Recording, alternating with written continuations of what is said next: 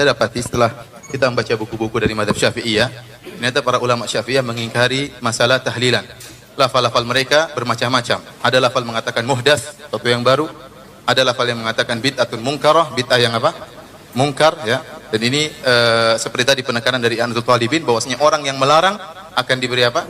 Dapat pahala. Ini menunjukkan penekanan yang luar biasa tentang masalah tahlilan. Dan kita dapat yang menyedihkan di tanah air kita, tahlilan ya seakan-akan suatu perkara yang wajib. Dan ini kenyataan, kalau orang tidak tahlilan seakan-akan dia salah, sampai ada perkataan kamu seperti ngubur seekor kucing. Padahal kita tahu Nabi SAW meninggal di zaman beliau sangat banyak. Ada Khadijah radhiyallahu taala anha, putri-putri beliau, putra beliau, para sahabat. Kemudian di zaman Abu Bakar para sahabat. Tidak pun ada dalil bahwasanya mereka bertahlil seperti acara yang ma'ruf, seperti acara yang kita ritual yang kita laksanakan di tanah air kita 3 hari, 7 hari. Ini juga bilangan dari mana? 3, 7, 40, 100 dan tiap tahun. Ini semua yang menjadikan para ulama Syafi'iyah dengan tegasnya mengatakan bahwasanya tahlilan adalah bid'ah. Oleh karenanya kita mengajak kepada para ikhwan, para saudara-saudara kita dari Nahdlatul Ulama dan yang lain Ahlussunnah wal Jamaah untuk kembali kepada masalah ini, kembali kepada mazhab Syafi'i. Tidak ada salahnya dan ini memudahkan kaum muslimin. Akhirnya kita dapati orang yang tatkala harus tahlilan dia harus mengutang sana, mengutang sini. Sudah terkena musibah ditimpa lagi dengan musibah, harus apa? Membiayai 1 hari, 2 hari sampai hari ke-7, kemudian hari kesekian. Ini sangat merepotkan. Apalagi saya baca di internet sampai ada yang mencuri kabel gara-gara apa? Untuk mengadakan apa? Tahlilan. Dan ini kenyataan, merepotkan. Ya, merepotkan. Oleh karenanya disebutkan oleh para ulama Syafi'iyah, hal ini banyak dari Imam Nawawi, Imam Syafi'i, kemudian para ulama yang lain mengikuti bahwasanya tahlilan hukumnya tidak keluar dari bid'ah mungkarah, bid'ah yang apa? Mungkar. Ini menunjukkan bid'ah dhalalah, bid'ah yang sesat, bahkan orang yang melarang akan diberi pahala oleh Allah Subhanahu wa taala.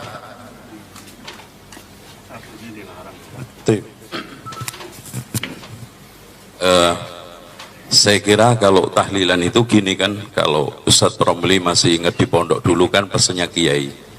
Jadi tahlilan itu dulu Mbah Wali itu kan mau memulai dakwah di sono masih Hindu Buddha. Daripada mereka itu setelah kematian itu ngumpul-ngumpul, minum, khamar dan yang lainnya, judi, dikumpulin, diajari doa pendek-pendek kan gitu Pak Ustadz ya. Diajari doa pendek-pendek sampai diantaranya ada di Jawa itu pikir ya kayuku ya kayumu. Ternyata setelah diusut-usut ya hayyuku ya hayyu ya qayyumu. Karena lidahnya orang Jawa itu susah ngomong lafaz Arab, jadi ya kayuku ya kayumu. Gitu.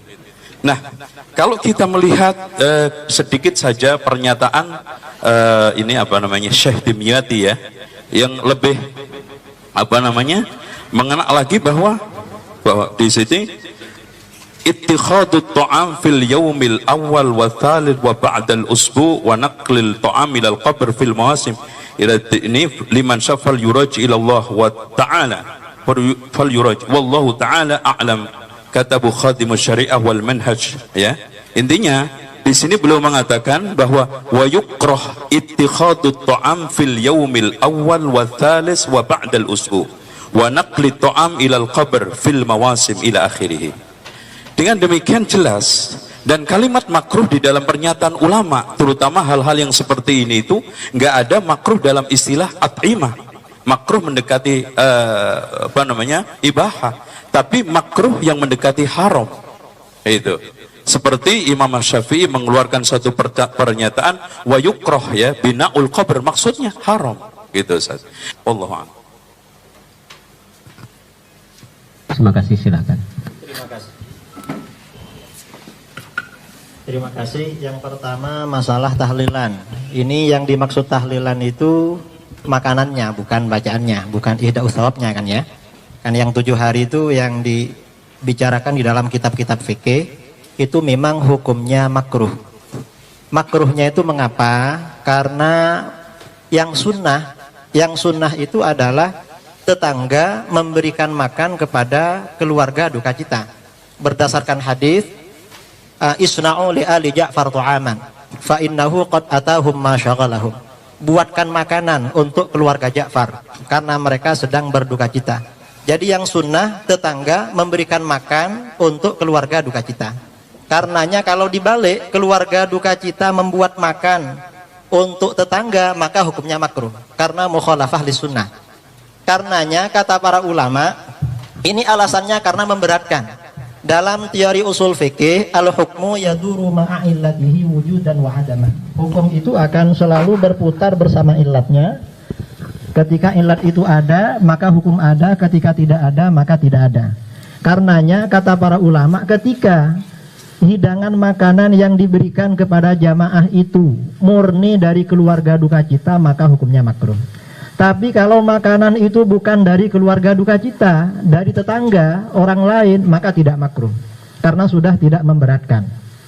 Kaidah usul fikihnya seperti itu. Seperti diterangkan oleh seorang ulama Syafi'iyah, mufti Syafi'iyah dari Irak, Syekh Abdul Karim Al-Mudarris dalam kitabnya Jawahirul Fatawa. Nah, kondisi yang ada di Indonesia ketika ada orang meninggal, yang dikeluarkan itu tidak murni dari keluarga duka cita, tetapi banyak sumbangan dari tetangga. Bahkan dulu saya ketika teman-teman saudara Mundo kalau tidak punya beras mau dikirimkan, biasanya pinjam kepada orang yang keluarganya meninggal. Karena oleh orang diantari beras banyak sekali sampai berkuintal-kintal itu. Bahkan ketika kakak saya meninggal kintalan. Ini mungkin tidak tahu ini apa? Yang Ustadz Zainal tidak tahu masalah ini. Jadi makruh ketika itu memang murni dari keluarga duka cita. Kalau dari luar maka tidak makruh. Yang kedua, seandainya ini makruh karena ini budaya tradisi, kalau ini dilawan akan menimbulkan gejolak. Dan itu tidak bagus. Kata para ulama, ada kitab seperti saya terangkan tadi. Maaf, saya tidak berdalil dengan al-adah muhkamah. Tolong dicatat dalil saya. Jangan yang tidak saya katakan, jangan katakan saya katakan. Imam Ibnu Muflih Al-Maqdisi dalam kitab Al-Adab Asy-Syar'iyyah mengutip dari Imam Ibnu Aqil dalam kitab Al-Funun, kata beliau, la yambaghil khuruj min adatin nas illa fil haram. Tidak sebaiknya meninggalkan adat masyarakat selama adat itu tidak haram. Jadi selama tidak haram, tidak sebaiknya meninggalkan. Mengapa? Ini bukan karena takut, tetapi berdakwah kepada masyarakat dengan pendekatan hati, dengan pendekatan lemah lembut. Mengapa? Dan ini yang dilakukan oleh Rasulullah SAW. Di dalam kitab itu diterangkan riwayat Bukhari Muslim, fa innar Rasulullah SAW tarakal Ka'bah wa qala laula hittanu qaumiki bil jahiliyah la fa'altu. Karena Rasulullah SAW membiarkan Ka'bah dan tidak melakukan rekonstruksi. Alasannya karena umat Islam baru meninggalkan masa-masa jahiliyah. Suatu ketika Rasulullah SAW bersabda kepada Aisyah, Ka'bah itu bukan Ka'bahnya Nabi Ibrahim. Pada masa jahiliyah pernah roboh ketika orang Quraisy membangun Ka'bah bersamaan dengan krisis ekonomi. Karena tidak ada biaya, Ka'bah dibangun lebih kecil. Lalu kata Aisyah, kenapa Rasulullah tidak dibongkar, dibangun lagi? Kata Rasulullah, laula hittanu qaumiki bil jahiliyah la fa'altu. Seandainya bukan karena kaummu baru meninggalkan masa-masa jahiliyah, Ka'bah itu saya rekonstruksi. Ka'bah saja dibiarkan, apalagi cuma tahlilan 7 hari. Penting mana merubah Ka'bah dengan merubah acara tahlilan 7 hari? Karena Ka'bah itu kiblat umat Islam. Ternyata Ka'bah ini setelah tahun 65 Hijriah dibongkar oleh Khalifah Abdullah bin Zubair. Cuman Abdullah dibangun kembali seperti Ka'bahnya Nabi Ibrahim, lebih besar dari yang ada. Cuma bin Zubair ini menjadi khalifah tidak kondusif, perang terus dengan Bani Umayyah. Akhirnya kalah. Setelah dia kalah, proyek khalifah yang baru Abdul Malik bin Marwan, Ka'bah ini dibongkar, dikembalikan lagi ke Ka'bahnya jahiliyah. Alasannya ini Ka'bahnya Abdullah bin Zubair, bukan Ka'bahnya Rasulullah sallallahu alaihi wasallam. Akhirnya ada seorang ulama menyampaikan kepada Abdul Malik bin Marwan bahwa ini Abdullah bin Zubair mendapat wasiat dari Aisyah dari Rasulullah sallallahu alaihi wasallam. Setelah Bani Umayyah ini tumbang, diganti Bani Abbasiyah, Harun ar-Rasyid punya rencana membongkar Ka'bah. Alasannya ini Ka'bah bid'ah, Ka'bahnya Bani Umayyah. Ka'bahnya Bani Umayyah lebih bid'ah daripada tahlilan. Tambahan dari saya yang tahlilan itu ya. Kemudian beliau minta pendapat para ulama. Ternyata apa kata Imam Malik? Imam Malik mengatakan, la taf'al ya Amirul Mukminin, fa inni akhafu an takuna mal'abatan bainal muluk. Jangan engkau lakukan wahai Amirul Mukminin. Aku khawatir Ka'bah ini menjadi mainan para penguasa. Setiap ada penguasa ingin menarik simpati rakyat, proyeknya bangun Ka'bah. Fatazula haibatuhu min qulubin nas, maka akan hilang wibawa Ka'bah dari hati umat Islam. Ka'bah sampai sekarang dibiarkan. demi menjaga Ka'bah.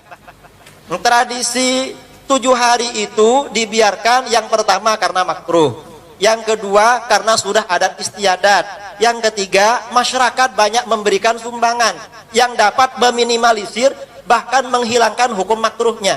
Kemudian yang keempat juga demi menjaga hebahnya ulama dulu, para kiai, para ulama, para masyayikh, pesantren-pesantren yang mungkin tempat mondoknya Ustadz Zainal Abidin sampai sekarang masih tahlilan. Ulama-ulama dulu saja membiarkan, ini cuma tahlilan 7 hari. Ka'bah saja dibiarkan, apalagi tahlilan. Dasar yang digunakan oleh para ulama masalah tradisi ini, Imam Ahmad bin Hambal tidak sholat qabliyatul maghrib. Mengapa? Li'annan nasa yungkirun. Karena orang-orang tidak percaya kalau ini sunnah, akhirnya beliau tidak sholat itu. Jadi bukan takut, tetapi menjaga tidak terjadi benturan dengan masyarakat. Itu cara di dalam berdakwah, bukan langsung bid'ah, syirik. Bukan seperti itu. Kemudian saya kira masalah tahlilan saya rasa cukup.